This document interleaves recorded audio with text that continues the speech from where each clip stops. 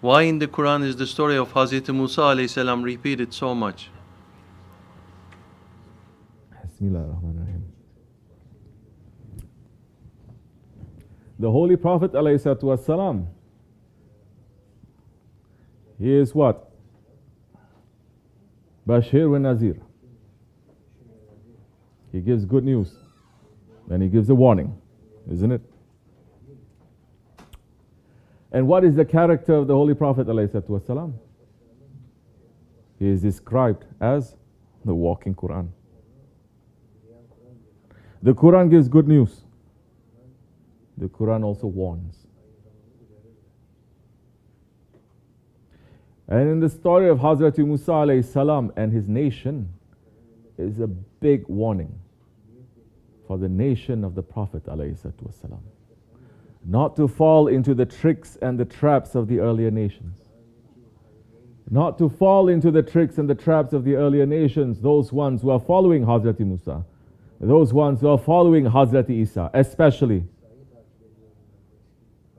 And these two warnings is one of the meanings that is inside of the Surah Al-Fatiha that we're reciting more than 40 times a day. Are we saying those ayats over and over again? And on top of it, Holy Prophet ﷺ is saying, in the Akhir Zaman, my nation, they will follow those two earlier nations, step by step. Even if they enter into the whole of an animal, my nation will enter it too. It's a huge warning to us.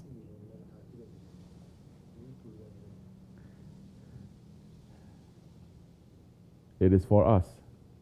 It is for the believers.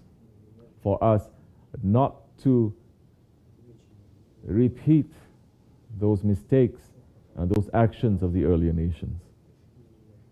Because Prophet is already saying, most likely we will. So those believers, they're going to take the story of Hazrat Musa alayhi salam. And you're not going to sit and judge other nations. You're going to sit and judge yourself. Where is yourself in this? How many, when they're opening the book of Quran, with proper adab in these days?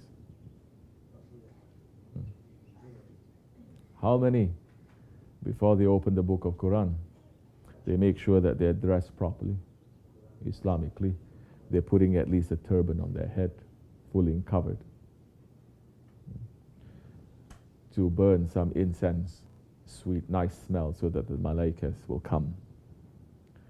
And you saying, Bismillahirrahmanirrahim, in a condition that is not pulling you to dunya and to be distracted. You're concentrating because right now your Lord is speaking to you. These are the words of Allah, and they are speaking to you. To say Allah is telling me this. Allah is warning about this nation. Allah is warning me. Or are we just taking the book of Quran among so many other books in our bookshelf because it's cheaply printed? And because, subhanallah, it is not bid'at to put printed by Saudi Arabia, in Saudi Arabia, by Sultan, not Sultan, they don't use that anyway, King so-and-so, front page. In the book of Allah, but praising that Wahhabi shaitan first. And putting so many other things there. Because we lost the tradition. There is an adab. Other nations, they keep very strongly the tradition of writing the scriptures. Especially the Bani Israel, especially the Yahudis. Very strict.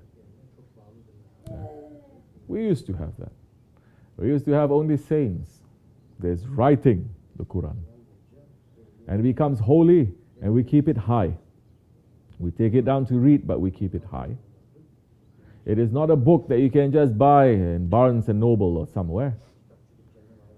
That Muslims today, they have no connection to the words and to the book of Allah. It's just like any other book. In the masjids, they put that Quran on the floor, stacked up. In the masjids, they are lying back or sitting with their feet pointing towards the Qibla, putting the Quran on their laps right next to their, I'm speaking openly now, right next to their private parts and reading.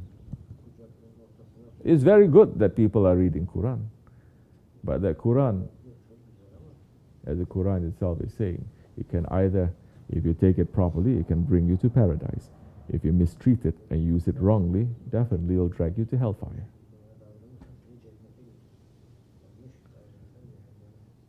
The Quran is such a holy book.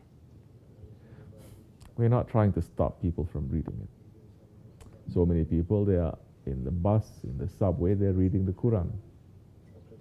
We don't like that too much, but we cannot stop people from doing it. They're reading, they're opening and reading. Things are happening all around, which is not fitting to that. They finish, so many, they put it in their back pocket. Or they put it here, or they put... You're carrying the Quran. It is such a heavy, it is the words of Allah. It is the word of Allah. Because of the respect of the Quran that Osman Ghazi had, he was blessed. And the Ottoman Empire, it came from his lineage to give shelter to the whole world because of his love and respect for the Quran. That when he was put into a room and he asked, what is that book that is high that is put? He said to him, that is the Quran. He didn't know how to read the Quran. He says, that is the Quran, that is the word of Allah. Allah, that is the word of Allah, yes. The whole night he didn't even sit down. He stood up with respect, for respect of the word of Allah, just like this. And when heaviness reached to him in the Fajr time, he sat in prayer. And he had a dream. He woke up with the azan calling, and the story continues from there. And the Shaykh asked him, tell me your dream. He told his dream because of the respect that he has for the Quran. Muslims, subhanAllah, we have so many Qurans, where so many people become hafiz. You're not being a hafiz of the Quran. You're not protecting the honor of the Quran. So many, they're destroying the Quran. You cannot be called hafiz then. So now, the Holy Prophet ﷺ, he is the walking Quran. The Quran is what? Giving a good news and warning.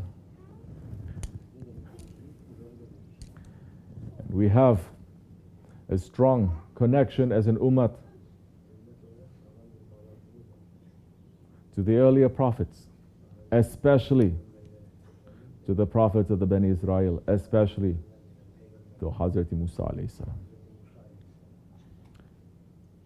And in the lineage of the prophets of the Bani Israel, definitely and especially to Hazrat Isa alayhi salam. That inshallah Rahman, may he appear in our lifetime. The time is very short. It is not hundreds of years that is going. It is very short. All the signs they are showing. And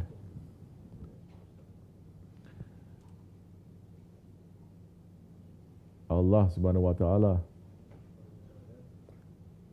is making it very easy for us as the ummah of his beloved one to take lessons from all the actions of the nations of the earlier prophet. And if we don't,